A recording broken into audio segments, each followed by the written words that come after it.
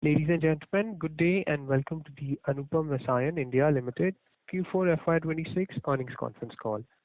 As a reminder, all participant lines will be in the listen-only mode, and there will be an opportunity for you to ask questions after the presentation concludes. Should you need assistance during this conference call, please signal an operator by pressing star and then zero on your touchtone phone. Please note that this conference is being recorded. From the management side, we have with us Mr. Anand Desai, Managing Director, Mr. Gopal Agrawal, Chief Executive Officer, Mr. Amit Khurana, Chief Financial Officer, and Mr. Vishal Thakkar, Deputy Chief Financial Officer. I now hand the conference over to Mr. Anand Desai. Thank you, and over to you, sir. Thank you. Good evening, everyone, and thank you for joining us for our Q4 and FY26 earnings call. FY26 has been a landmark year for Anupam Rasayan as we delivered our highest ever revenue. I would like to sincerely thank our customers, employees, shareholders, and all stakeholders for their continued trust and support. We continue to strengthen our position as a globally integrated specialty chemicals company. Our performance during the year was a result of strong execution across key business verticals, increasing contribution from high-value chemistries and scale-up of commercial molecules. We have delivered operating cash flow of rupees 334 crores during FY26 on the back of improved asset utilization, operational efficiency, and better working capital management. Anupam has evolved into a well-diversified global specialty chemicals platform with presence across agrochemicals, pharma, personal care, performance materials, semiconductors, and EV-related applications. Over the past few years, we have consciously diversified our portfolio and strengthened our capabilities in high-performance materials and pharmaceuticals. As a result, on a standalone basis, our revenue from high-performance materials increased threefold from rupees 97 crores in FY22 to rupees 305 crores in FY26, while pharma revenue has grown 15-fold from rupees 21 crores in FY22 to rupees 339 crores in FY26. Consequently, our dependence on agrochemicals has reduced from 76% revenue contribution in FY22 to 55% in FY26. This diversified revenue mix provides us with a more balanced product portfolio, better demand visibility, and greater resilience across business cycles. A key pillar of our strategy has been strengthening integration across the value chain. Our investment in Chemtech Industries has significantly strengthened our fluorination platform by securing uninterrupted access to critical raw materials such as hydrofluoric acid and potassium fluoride. Further, with support of Anupam, Chemtech is in the process of introducing new products as well as new customers in this financial year, thus contributing to Make in India and Atmanirbhar Bharat campaign. This backward integration also improves our supply chain reliability, cost competitiveness, and supports the development of differentiated fluorine-based intermediates for global customers. In addition, we have successfully completed the acquisition of Jayhock Fine Chemicals, and this acquisition provides us with a strategic manufacturing footprint in the US, strengthens our advanced custom synthesis capabilities, and expands our access to innovation-led and highly regulated markets. Jayhock will also help us deepen relationships with multinational customers while increasing our participation in high-growth sectors like defense and semiconductors, thus contributing to our Make in America campaign. We are pleased to also announce that we have entered into a definitive agreement to acquire 43.3% to 48.2% equity stake along with an open offer of up to 26% additional shares to public shareholders of Bliss GVS Pharma Limited. This marks another important milestone in Anupam Rasayan's vision of building an integrated global life science and specialty pharmaceutical platform. This acquisition will strategically strengthen our presence across the pharmaceutical value chain, from key starting materials to finished dosage formulations. The company brings well-established capabilities in niche dosage forms across therapeutic segments, supported by accreditations from US FDA, EU GMP, WHO GMP, etc., and a strong international footprint. Looking ahead, we remain confident in our long-term growth outlook. With that, I would like to hand over the call to Mr. Gopal Agrawal to explain you on the performance of the company for the year. Thank you, Anand bhai. I will briefly touch upon key strategic synergies behind the proposed acquisition of Bliss GVS Pharma. Bliss GVS Pharma brings established capabilities in differentiated pharmaceutical formulations, along with a strong presence across emerging markets. While Anupam Rasayan will continue to focus on its core specialty chemical business, all new pharmaceutical products, customer engagement, and business development initiative in this pharma segment will be gradually integrated into this platform. Our vision is to create a dedicated pharmaceutical platform through Bliss GVS, which will serve as a primary vehicle for our future pharma, CDMO, and CMO opportunities. We are confident that this structure will allow us to offer a more robust, focused, scalable, and seamless pharmaceutical platform going forward. On the Jayhawk integration front, we are already witnessing encouraging synergies across customer engagement, product opportunities, and technical capabilities. The acquisition significantly increases our presence in the US market and enhances our ability to work more closely with global innovators across advanced specialty chemicals and pharmaceutical applications. Jayhawk reported a pro forma annual revenue of approximately $76 million, reflecting the strong scale and capabilities of the platform. I would also like to highlight that in the current financial, we have consolidated only 1 month and 2 days of Jayhawk performance, and therefore the full synergy benefits and financial contribution will be more visible going forward in FY27. Coming back to Anupam Rasayan's overall performance for FY26, our focus continues to remain on commercialization of molecules from our pipeline in pharma, performance material segment, improving the working capital cycle, and strengthening the supply chain. During the year, we added multiple multinational customers, expanded our product portfolio with 3 new product additions, further strengthening our presence across high-value specialty chemical segments. Going forward, we will continue to focus on unlocking synergies across Tenfac, Jayhawk, and Bliss GVS Pharma, creating a platform for pharma as well as specialty chemicals for global innovators across multiple geographies. With that, I'd like to hand over the call to Amit Bhai to discuss the financial performance of the company. Amit Bhai. Thank you, Gopal Bhai, and good evening, everyone. I will first briefly touch upon the transaction details of Bliss GVS Pharma. Anupam Rasayan has entered into a definitive agreement to acquire an aggregate equity stake of approximately 43.3% to 48.5% in Bliss GVS Pharma, along with an open offer in accordance with regulatory requirements.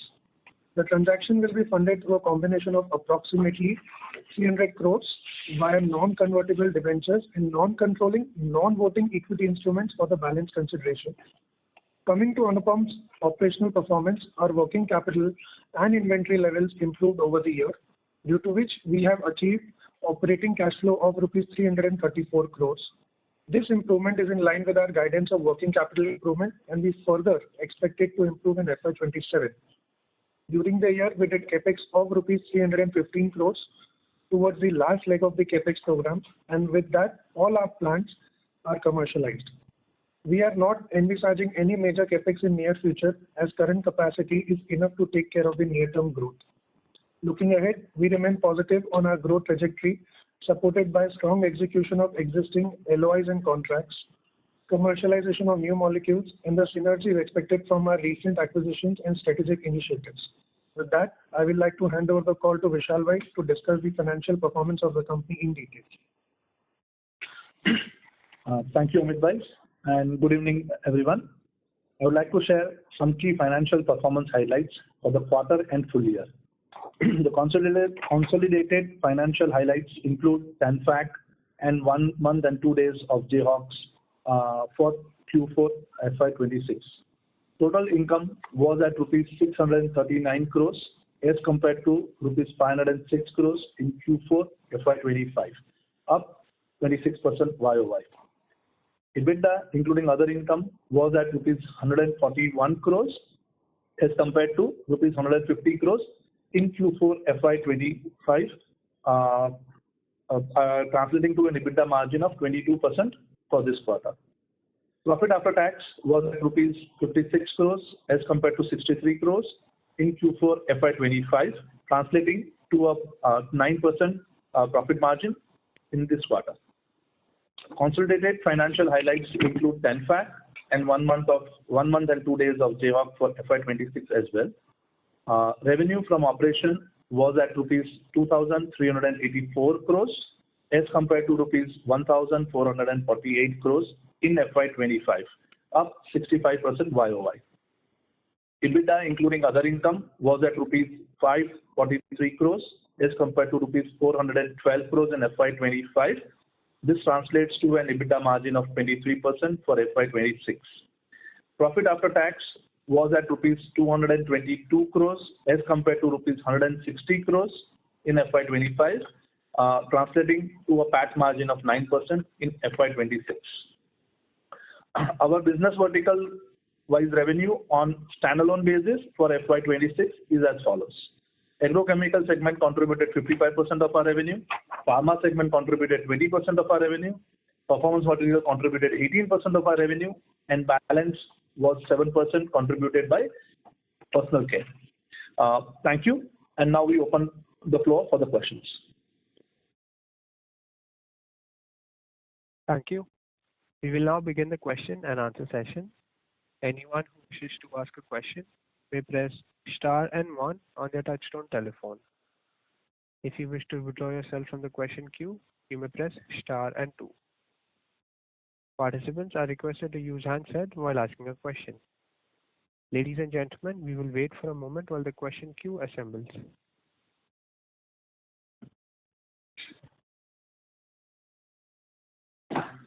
The first question comes from the line of Harsh Shah with Emkay Global. Please go ahead. Thank you, sir, for the opportunity. 2 questions from my side. What was the rationale behind the acquisition, and would the current management of Bliss GVS be continuing? Thank you. Yes, Harsh. So first, yes, the current management shall continue, and as we have done in TANFAC, we will continue to work with the same team that is there and support and expand the team as required going forward. So that is the approach that we have taken with TANFAC, Jayhawk, and so will we take it for Bliss as well. The strategic rationale is, as we had suggested in our presentation as well, the way we were looking at it is that Anupam has been focusing on pharmaceutical industry as an end market, and as Anand Bhai and Gopal Bhai also mentioned in their opening remarks, our contribution from pharma has gone from practically 0% of our revenue or 2% of our revenue to 20% of our revenue, and this is more in the KSM segments largely, and we believe that this acquisition of Bliss shall help us in terms of offering a larger full pharma platform to our customers as well as Bliss's customers. Also, if you look at this company is today having an operating capacity utilization of only 30%, and we believe that can be very, very quickly enhanced to 60 to 70% in a near to medium term, and that's something which we would be looking at leveraging. Also, this company is largely they have a limited business coming from US, Europe, where Anupam has a strong presence and capabilities which we can leverage to help them grow there. Also, India is a market where we believe that the growth can be further enhanced for Bliss as well. So I think overall it is only strengthening the pharma portfolio and the platform that we are creating, which should be value adding to the Bliss and Anupam, along with if you look at the whole value chain starting from TANFAC to Anupam, Jayhawk and Bliss, all will be able to contribute to this platform as we go further. I hope I have answered. Yes, that explains it well, sir. Thank you, sir. Thank you. The next question comes from the line of Tanya Chaudhary with Investec. Please go ahead. Hello, sir. Thank you for the opportunity. What could the expected pro forma revenue contribution be post-consolidation of all entities, and whether there are any long-term plans around the merger or delisting of Bliss GVS Pharma? Okay, so the first one, let me answer the second question first, and then I go to the first question. Answer is no. Like what we have worked with the TANFAC as well, that we would like to keep them independent and run as an independent entity. though leveraging each other's strength is what we have done. And here also the whole idea is to keep them as their own, as a separate entity and run business separately. However, leveraging each other's capabilities and strengths that we create together. Coming to the top line on a pro forma basis, if I were to look at the pro forma basis business across the four companies, Anupam should be today is around 1,676 crores, Tanfac 711, Jayhawk is roughly 722 depending on the exchange rate that you take, and Bliss is 927. So total, if I look at as of today delivered business on a pro forma basis, we should be looking at over 4,000 crores of revenue and an EBITDA of around about 834 crores on a consolidated basis, I would say. Understood. Got it, sir. Could you also elaborate on the key synergies expected from the Bliss acquisition, the likely timeline for benefits to reflect in financial, and what could the funding structure of the transaction be? And is it expected to be EPS accretive going forward? So, see, the synergies and the cross leverage of the strengths will start playing out over near to medium term. So we believe that in terms of expansion of the business, be it in terms of CDMO projects that they are looking at, expansion in US, Europe, and India should start giving results in 6 to 18 months time, or 6 to 12 months time more nearly, but 18 further we'll be able to see a larger one. Second, if I were to look at in terms of the structure, the whole idea will be that we will be raising a debt stroke NCD of around about 300 crores to fund this project, and balance which will be in our wholly owned subsidiary, which would be the entity which will acquire this shareholding. And further, also balance one will come in as a quasi equity, which will be non-consolidating, non-dilutive, non-participative equity for us, which would allow us to have full control and full consolidation as we say. Also, yes, it will be EPS accretive from day one. Further, if I were to say about the synergies, if you see how we have delivered Tanfac over the period, that the synergies start kicking in. But if you see the real value created for, let's say, Tanfac and Tanfac shareholder, as well as if you look at for Anupam and Anupam's growth, we believe that the similar kind of a business and the value creation we should be able to deliver for Bliss as well as Anupam and his shareholder. And we believe that with the kind of a scale and levels that we have, Anupam we took 4 years to reach where we are today in terms of Tanfac. We believe and we endeavor that we can do it faster than what we did for Tanfac. Let's see as we go. Understood, sir. So could you help us understand the underlying growth trajectory of the base business excluding Jayhawk? And how should we think about the evolving business mix going forward, particularly with increasing contribution from the pharma and polymer segments? Okay. See, the business of standalone business has seen a very significant growth. If you see this year, we have been able to deliver over 60 to 70% growth rate in our annual revenues. And we believe that this growth trajectory shall continue, not in this space, because it's also recouping of the last 2 years of business that we had lost. But a growth of 20 to 25% or 30% growth rate over the next 3 to 5 years on a CAGR basis is something that we should be striving for and we should be looking at, and we feel reasonably confident on that performance. Yes, the performance, the levers, as we have said, we have order book, and pharma and polymer should be able to deliver a higher growth compared to agro, but agro will continue to recoup and grow further.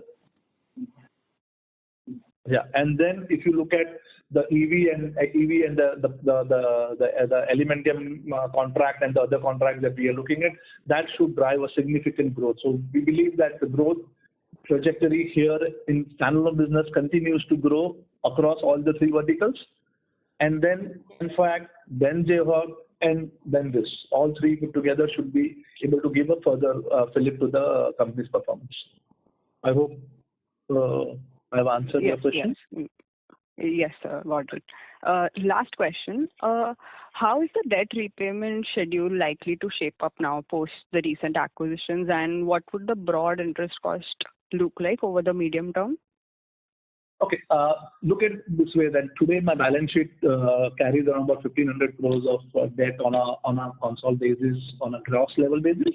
On a net basis, that number will be around about 1,100 and something. So that's the number we are talking. Largely, it is more working capital loan, largely, and part. Over two-thirds will be working capital loan out of the 1,500, and the balance is term loan. If I add on top of it, let's say 300 crores of this loan, we are talking about on a net basis around about 14 to 1,500 crores of debt. And if I just, as I was mentioning, if I add all the EBITDA, we are talking about 800. Even on a allocation basis, I should be over 650 crores of EBITDA, and I think that should be very comfortable position to be in to really, look at this kind of a debt levels. And of that, most of the debt is classically the working capital debt. All right. Got it, sir. Thank you so much. Thank you. Ladies and gentlemen, if you wish to ask a question, you may press star and 1. The next question comes from the line of Ankur Periwal with Axis Capital. Please go ahead. Yeah, hi sir. Thanks for the opportunity. A few questions on the standalone business first. So we have a gross block of around 2,500, 2,600 odd crores on the standalone side against a current revenue of, I'm rounding off numbers, let's say 17 billion there. What is the potential peak revenue that we can do here with the current gross block? We should be looking at, Uncle, about 3,500 kind of a number from this revenue. From this block at least. And then we will look at further, optimizing and value optimizing those assets. Sure. And Vishal, which is where your comment that there is no incremental capex required on the standalone side. What would be a maintenance capex here? The number that we can look at over the next, let's say, 2-3 years.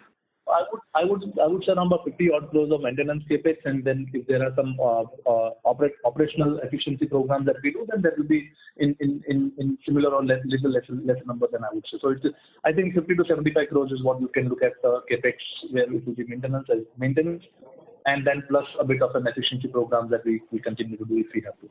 But that's the kind of a number we are looking at here. Sure. And, just to follow up on the revenue bit, so this almost doubling of revenues that we are looking at over the next, 3 to 5 years, you earlier mentioned, pharma and sort of, polymers to be one of the key areas where the growth will be led by. How much of this delta do we have a visibility on right now?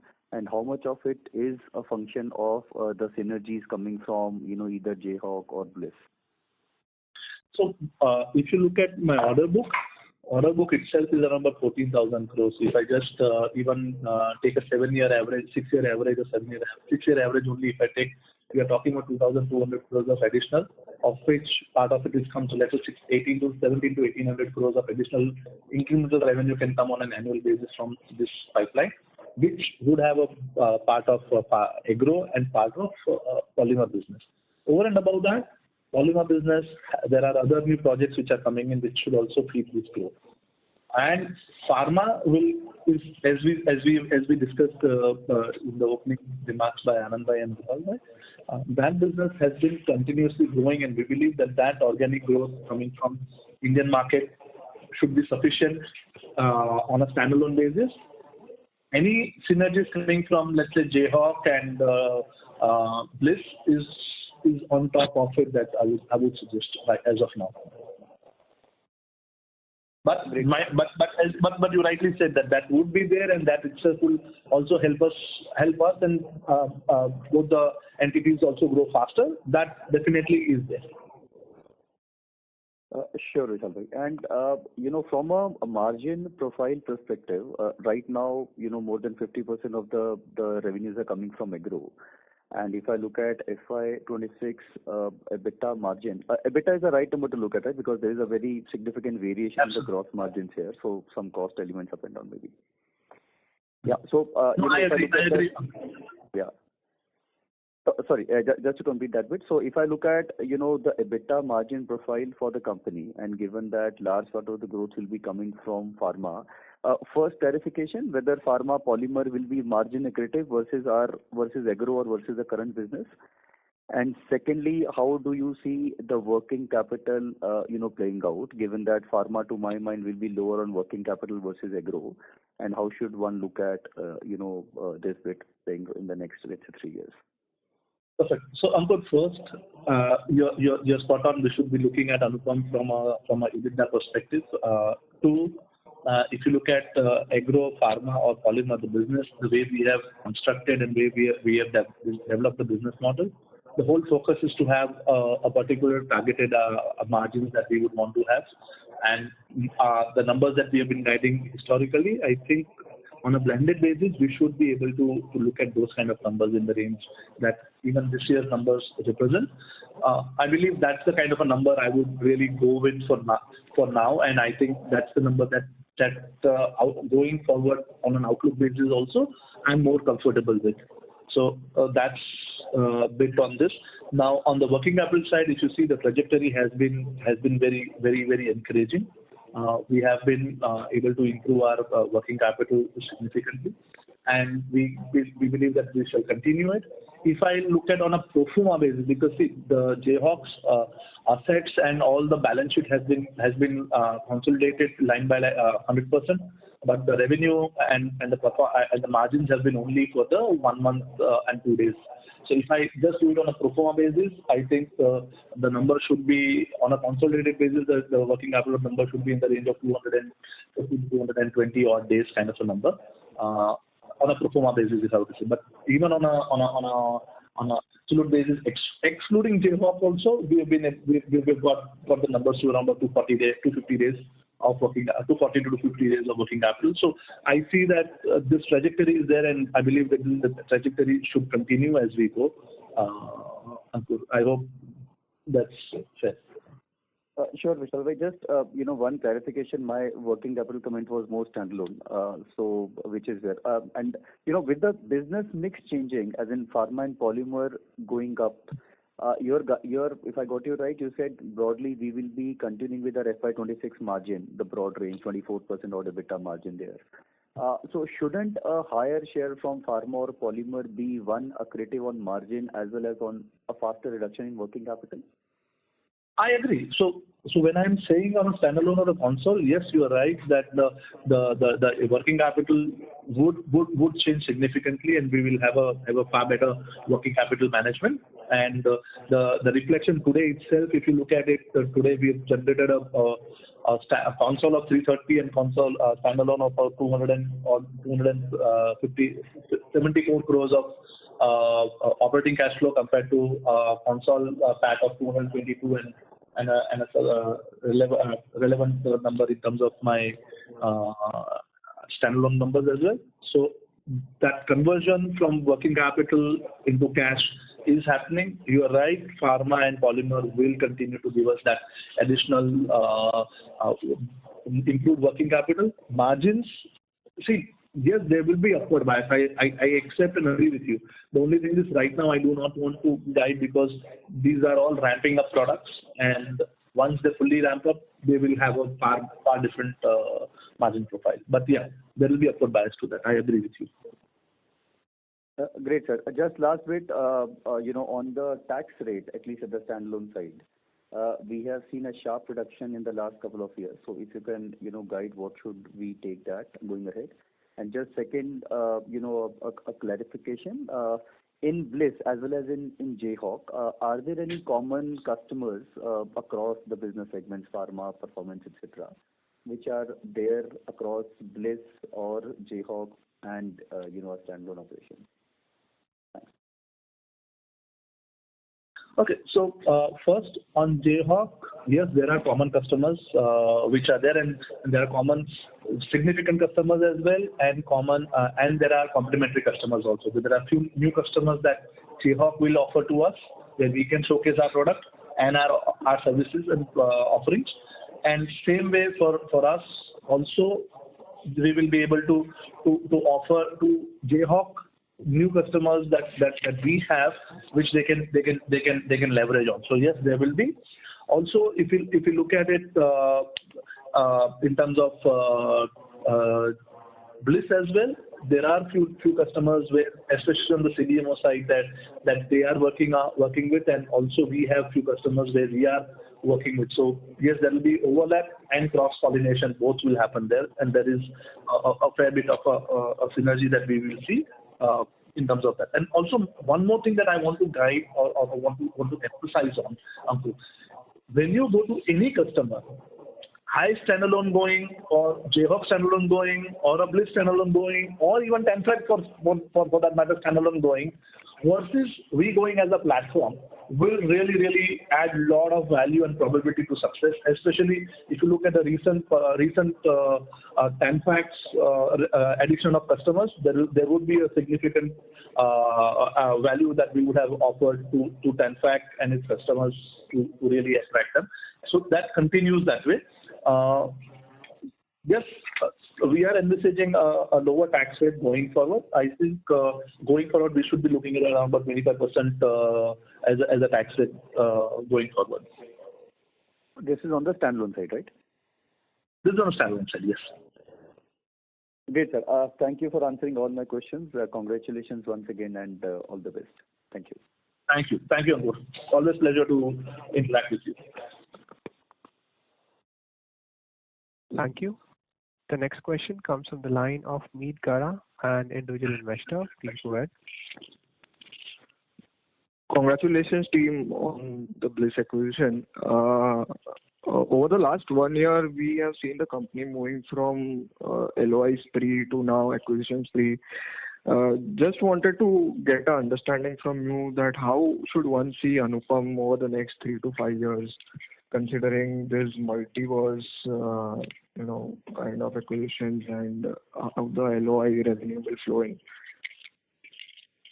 Nick, if I take a step back and answer, what is the, if I want to connect all the dots and say, see, today if you look at it, any serious player, and especially a manufacturer, if they want to participate in a multinational or a transnational businesses with large customers, I think the whole idea is supply chain or a platform to offer. The larger the value chain that I can cover and offer to my customer, better and the better probability and better traction that I can see with my customer, better is the kind of engagement that I can have. So if you look at it, the first acquisition of Tenfact was for the backward integration and offering a supply secured offering to our customer. If you look at Jayhawk added further to that platform, especially in terms of in the performance material, EV, semiconductor, and the high-end defense and other products. Especially in a very highly valuable market like America, where Make in America makes a lot of traction for the customer and customers. And so that's the platform that we are talking about. And again, if you look at from a Bliss acquisition, the same thought is that can we offer a full platform base where we start from a KSM and offer up to a finished dosage.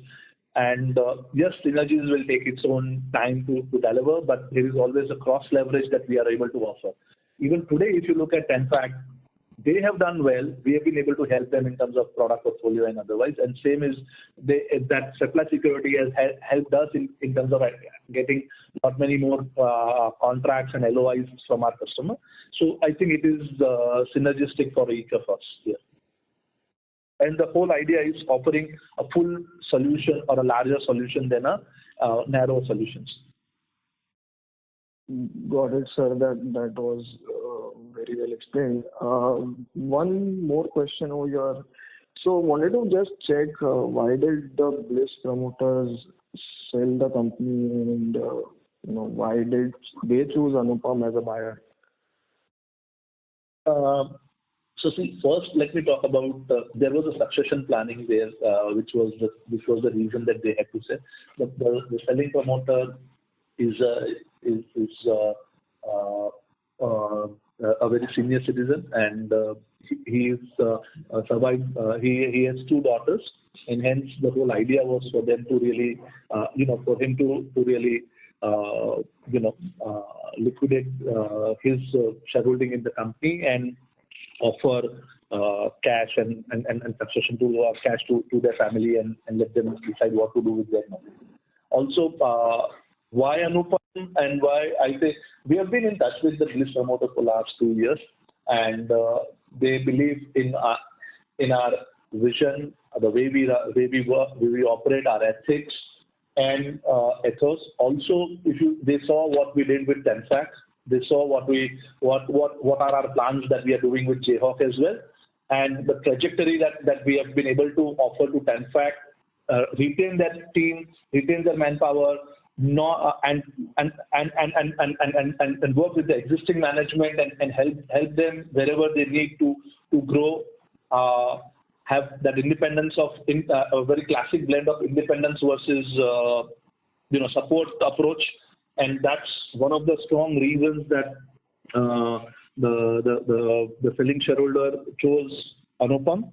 They did have some other competing offers also as we went ahead, but they honored their commitment to us, and it is credit to their ethics as well as their belief in us. Got it, sir. That's it from my side, and all the best for your integration. Thank you, mate. Thank you.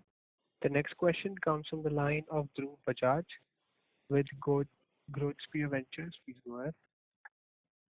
Yeah, sir. Thank you so much for giving me this opportunity, sir. Sir, firstly, I had a very basic question regarding the structuring of the transaction. So, was the structure in such a way that even the previous promoters like the Astras, who actually reclassified from a promoter group towards a public group in 2020, also had to sell their stake in consortium? Because if we just look at your past track record of turning around assets like Tanfac, so why would the promoter, where the company hasn't done really well in the past 5-10 years, sell up the asset when a more aggressive promoter is coming up? So what was the nature of the transaction? I was trying to understand whether I'm missing something. Sorry, I couldn't understand. If you can, yes, sir. Sure. Yes, sir. So what we observed in the transaction was that Kamath family held some 35% stake, but there was also another family, Astras, who used to be the promoters of the company, but then they did the reclassify to the public category in 2021. And they also ended up selling their stake along with Kamath family. So was this transaction structured in such a way that Anupam wanted to acquire a certain stake so that it makes a lot of sense for you guys as well to turn around this asset? Or were Astras themselves interested to also liquidate their stake in this particular block? But how did that overall structure went away? If you can provide some more detailing on that front. So, see, any strategic acquirer like us would want to have as larger shareholding as possible, and the name that you are talking, they and Mr. Kamath go long back, so they work together. And when Mr. Kamath decided to sell, Mr. Asher also offered to sell along, and that's where we have done it. We've done this transaction. However, they believe in us, and that's the reason. If you see, there is a range between 43.3 to 48.2, which is basically they would love to keep that 4.9% shareholding, or approximately 5% shareholding, because they believe in this growth. It is our choice if we want to have it more. Otherwise, they would love to keep it that way. Perfect. So that is super helpful. And sir, again, you mentioned that the erstwhile management will continue to handle the business. So did you mean the erstwhile promoters or the erstwhile professional management team that will continue to lead the business? So, see, professional management shall continue and will continue. And the promoter anyways has interest, and they will continue to handhold us, and they are always a well-wisher and a friend that they will continue to support as and when we require, or as much as we require. Got it, sir, because promoter's son-in-law, who was also involved in the business, I think resigned in November. And Kamathi himself became the CEO in January. So I was trying to understand that particular transaction. And who will drive the capital allocation and treasury-led decisions going forward? Like, will it be Anupam, or will the still promoters also have a say in that because they will be involved in the business? So if you can just provide some clarity on that front. So first, the business on a standalone basis will run from their management and be guided and supported by Anupam. Okay, the shareholder and the promoter are relinquishing their control and their shareholding. They will continue to support us as much as we require, as and when we require, and they are friends for life for us also, and relation for our life also. And they will continue to be a non-participative controlling, non-controlling shareholding, whatever that limited shares that we would prefer that way. So that's what the transaction will be. Got it. And sir, what are the timelines for the Halol capex? Like, because we are already operating at some 30% utilization, so I just wanted to understand the rationale behind that particular capex, like whether it came after we became the promoter group, or was it only even before we onboarded the bus? And what kind of revenues can we expect from all this particular capex, like from our overall gross block in Bliss? First, the timeline, if you look at it, is basically to depend upon the SEBI approvals and the open offers results. So anything between 2 to 3 months of time frame is what we estimate today. But that's an estimation, and as we go, we'll get more clarity based on SEBI's feedback. Further, today the capacity utilization, as we said, was in the range of 30%, and the top line is around 1,000 crores. So we are looking at 60 to 70% in a immediate near future, or in the near to medium term future, and proportionately we expect the revenue to be there from that kind of an asset utilization. Sorry sir, I missed something, but I was asking about the timelines for the Halol capex, wherein we are doing some 250 crores kind of capex that was mentioned in the investor PPT. So if you can provide some timeline on that front, like, and does the 30% utilization also include the incoming capex of Halol, or that doesn't include that part? Because that was a doubt that I had, because our existing facilities are already underutilized and we are doing an incremental capex of some 250 crores. So was it ongoing even before we came? Yeah. So that capex is basically for the CDMO business, which is being offered by a very large multinational pharma player, which is existing customers of theirs, and so it's a separate capex for a separate objective and separate business vertical. So that will be independently executed compared to the current capexes that are done in the Vivo plant and the other plants. So is it a fair assumption that that particular capex will have a larger gestation period, or how will the scale up for that kind of asset going forward?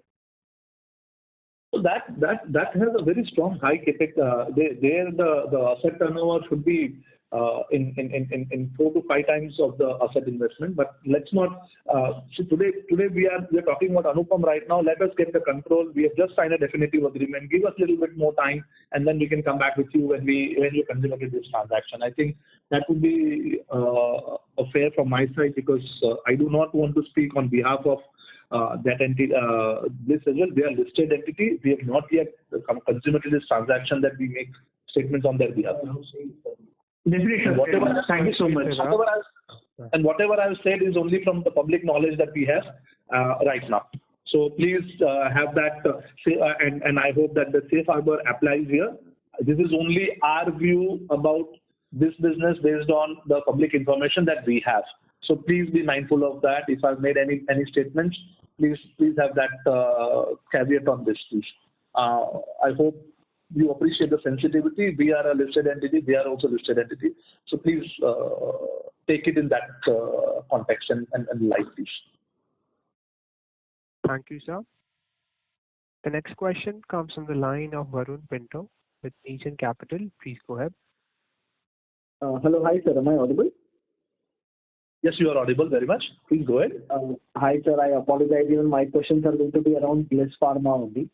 But, sir, just one clarification in the beginning. So currently you're saying that the peak revenue with the current gross block in in Bliss we can do is about 3,000 crores. Is that understanding correct? Technically, yes. If I do the arithmetic, answer is yes. Understood, sir. Sir, I was actually looking for some clarity around, like how the synergies are going to play out between Anupam and Bliss, because my understanding currently is that, Bliss does not actually manufacture its own API, right? They purchase their API, and neither does Anupam. Anupam also does not manufacture API. So, sir, how is it going to work post the acquisition? Will Bliss have to, purchase API from outside only, or is that something that Anupam can help them with?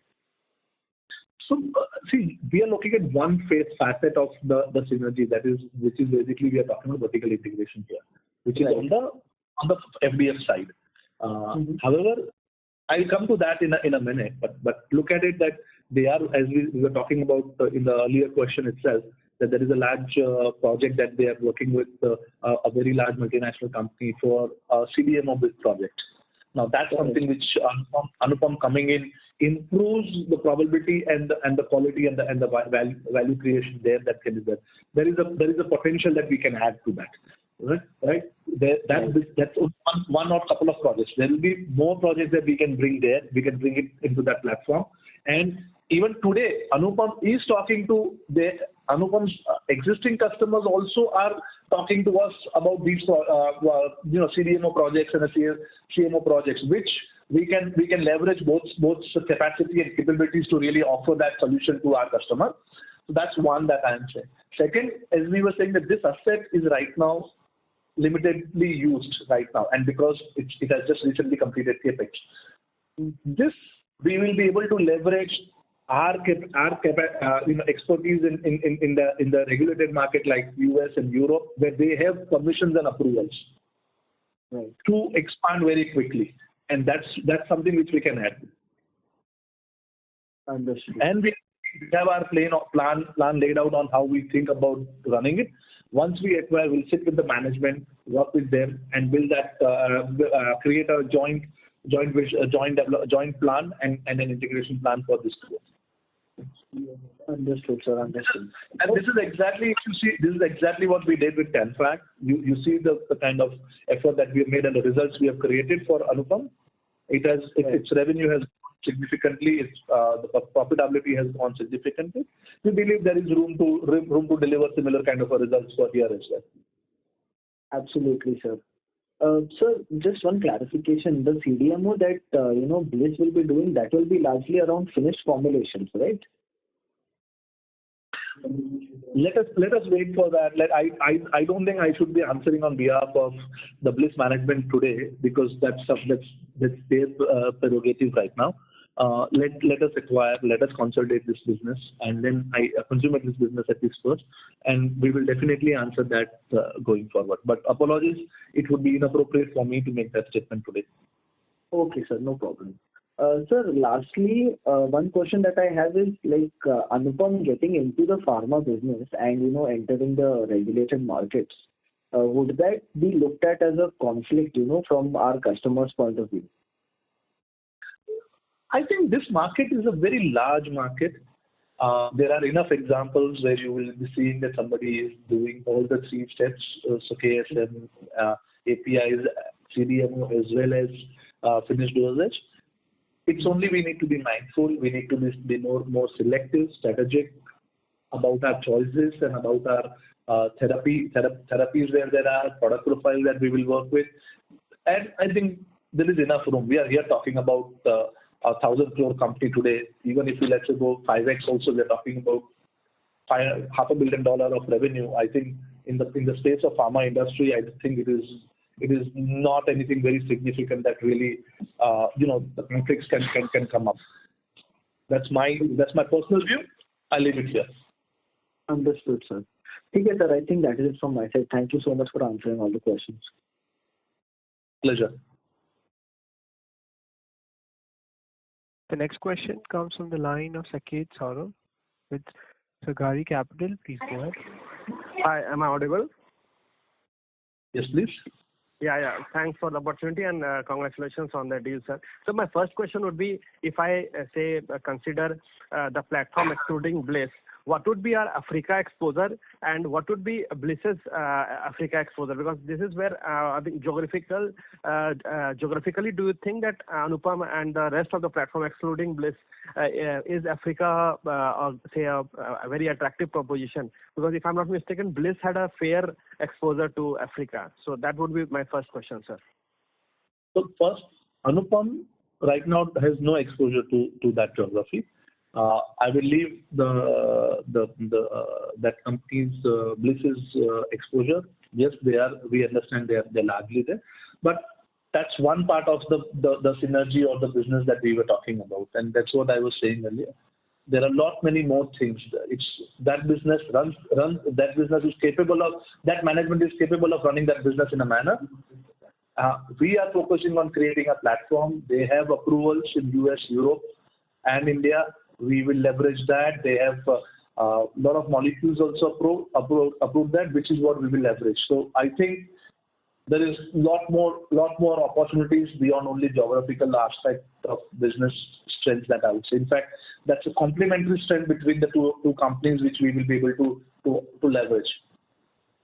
Okay, sir. Now coming back to the second question, sir, you have talked about that it will continue to run independently. Now, unless and until say this platform merges and demerges, so that you consolidate all the CDMO under one umbrella, there might be some duplication of effort, or if these companies continue to run independently. Is that so? Any thoughts on that, sir? Because you have clearly articulated that these would remain independent companies like Tenfac and other, so Bliss would also remain so.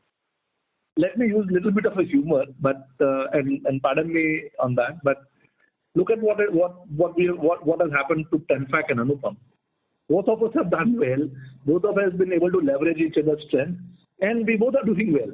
So integration does not mean that I need to bring it into one corporate entity to really deliver the value or to deliver the synergy values. There are in the chemical manufacturing, there are multiple steps and processes. We can easily segregate the steps between who does what, and based on the capacity, capabilities, and the strengths of each of the organization, we will be able to leverage this one. I don't see that we need to bring it into a same corporate entity, because the plants will be separate. Each plant is a separate plant. Now, I house it in Anupam, or I house it in Bliss, or I house it in Tenfac, or I house it in Jayhawk. It doesn't matter, because physically it will pass through those plants whichever are required to deliver this offering. Okay, sir. A fair point, sir. And next point would be, sir, now can we expect, say, the Bliss management to now regularly interact with investors, because that's what they have not been doing after COVID? And also something that, can you commit on their behalf that, maybe Q1 onwards, or let us consummate this transaction before I make any of these promises or even suggestions. Hold on, I've just signed the definitive agreement on the weekend. Give us a little time.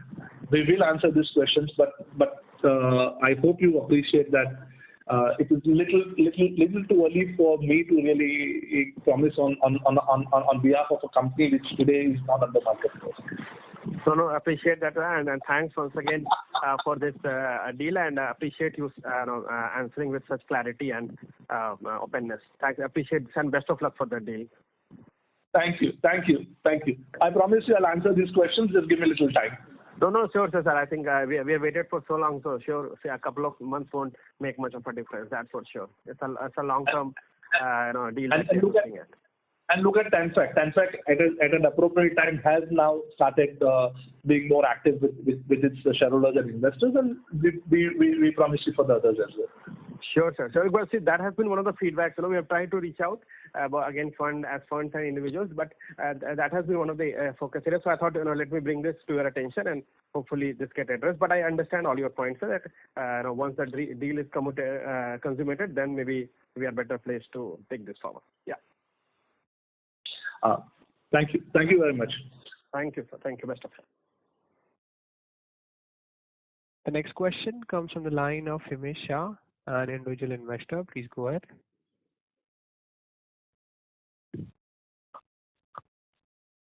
Himesh Shah, your line has been unmuted. Please go ahead with your question.